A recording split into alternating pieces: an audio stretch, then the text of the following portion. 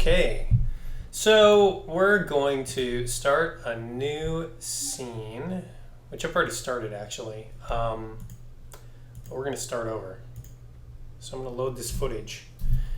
And the footage happens to be of me. But the reason I shot this is because it's typical of what you would find if you had to track a human head of an actor. Actors have a tendency to be expressive and flex their face muscles and move around erratically. So the first thing I'm going to do is go to image preprocessing. I might mention that you can leave all of this the way it is. But sometimes I'll set this to 16-bit if I've got images that have the camera's captured extreme dynamic range in the environment, and the highlights are like really blown out and that kind of thing after you linearize your footage. So you don't really need that. This is pretty flat. I lit it that way to make it a little easier. But we're going to leave that at 8-bit, and we're going to leave all of this as is. Go to image preprocessing and go to levels, and I'm going to set the highlights to like 0.75, and I'm going to set the gamma to like 1.6. Yeah, I could probably go a little less, 1.5. That's fine.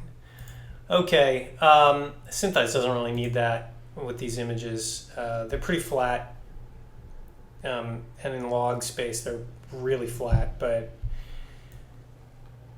this just doesn't have really blown out highlights or anything like that, especially in the areas we're tracking, which is only my face. So when tracking a human head, you want all of your features that you're going to be tracking to be rigid in relation to one another in 3D space. What that means is, for example, if we were shooting a car and we were just walking around a car, that car would be rigid everywhere. It's made out of metal and it's made out of plastic, and the tires are rubber. Those might flex a little bit, but mostly it's all 100% rigid. So here's the next thing that Synthesize does, is it wants me to save my file. So let's go to Project Files, Synthesize, and here's my naming convention, the name of the shot, and then I put in track to let me know that this is a tracking shot. Version 1, and just use version numbers on all of your files for everything you do in every area of your life. Some facilities will make you put version 001 because they assume that you may have a shot that needs 900 versions, but I don't do that. So anyway, so it already exists, so I'm going to replace it. Anyway, my face, unlike the car we were just talking about, is not rigid. So there are all these features on my face that I could track, but they're all flexing and moving around. So we're going to talk about that as we track. First thing we're going to do is we're going to add a tracker. Synthesize usually leaves this magic wand on by default. I've turned it off. I use the C key to create a new tracker, and I'll pick a feature on the tip of my nose because the tip of my nose tends to be rigid in relation to everything else. Like, it's flexing a little bit, but mostly it doesn't move. It's in relationship to my skull, which is rigid, hopefully. So we'll track, I don't know, any one of these little pores or dimples or whatever, or discolorations or mutations or deformities that I have on the end of my face, will do. So I'm going to stretch out my search area a little bit. The next thing I'm going to do is set Keysmooth to 4. I always do that on every single shot I do where I'm doing supervised trackers. The documentation for Synthesize will contain a much bigger explanation of what Keysmooth does, but it basically smooths out between manual keyframes that you're going to make in your pattern up here in this path. So I've also got in the view settings, view tracker, where is it? Tracker appearance. I've got show tracker trails. That's that trail right there. So there we go.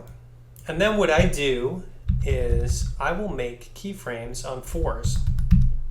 So on frame 8, on frame 12,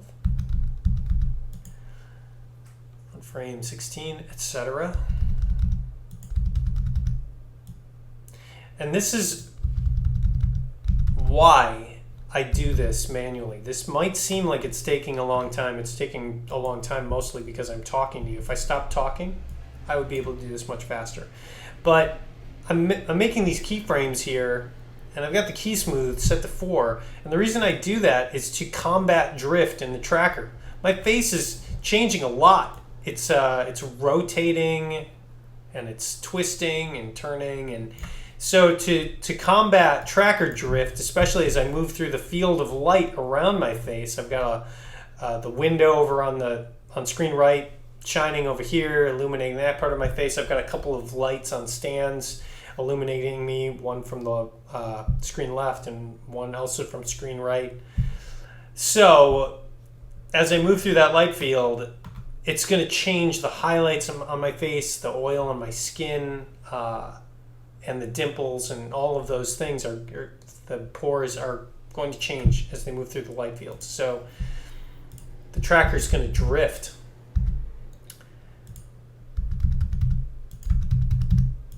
So I need to keep it on target. Especially at times like this, as we get into this section here where motion blur is going to kick in hard.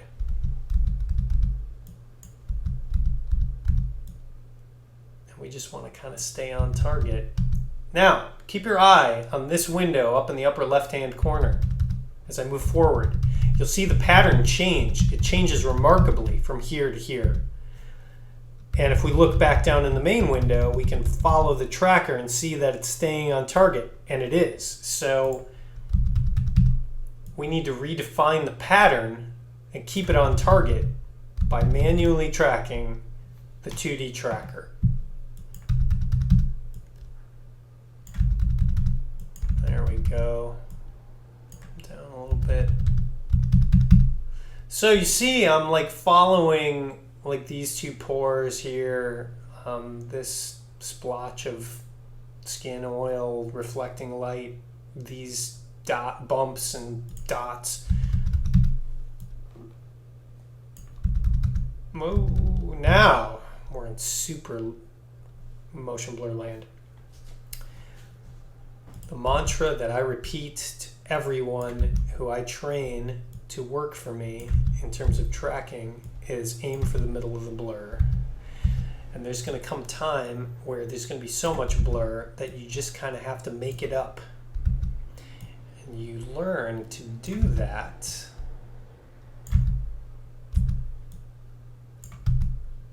purely through experience.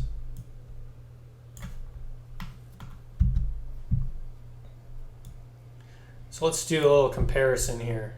Right now, the tracker is in the middle of my nose.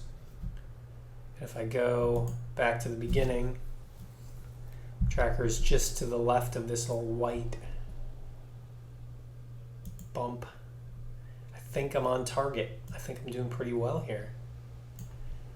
Got to check. You got to keep, to keep your tracker on target, you've got to keep checking.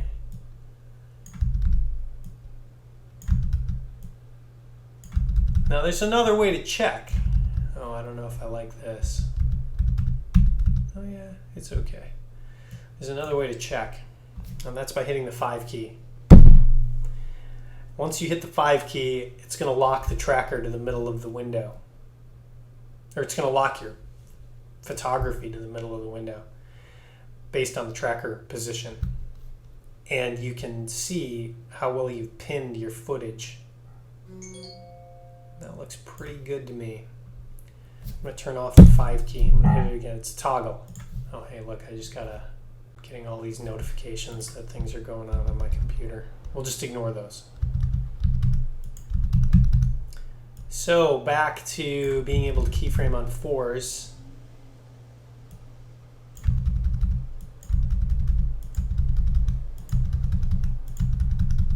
Getting to the end.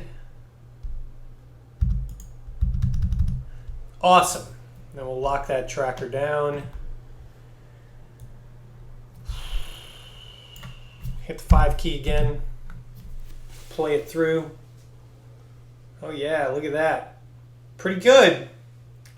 So that tracker is done. Now we're going to need a minimum of 9 active trackers at any given time in order to pull off a 3D solve for my head, preferably more than 9. And we're going to do a lot of manual tracking, which is going to get boring. Before I let you go, before I go do a bunch of manual tracking, I'm going to change my layout to camera and graphs. I'm going to drag this up a little bit. And that is going to give me some feedback about how many trackers I have active. And when you have too few trackers active, in order to go to the solver and hit the go button, go. Can't do it yet because we only have 1 tracker active and there's no way to calculate a 3D solve from that. So that's the first thing I'm going to do. I'm going to switch that, and then I'm going to let you go for a bit. I'm going to do a bunch of tracking so this goes faster for me because talking and tracking is so slow. You have no idea. All right, so I'll be back.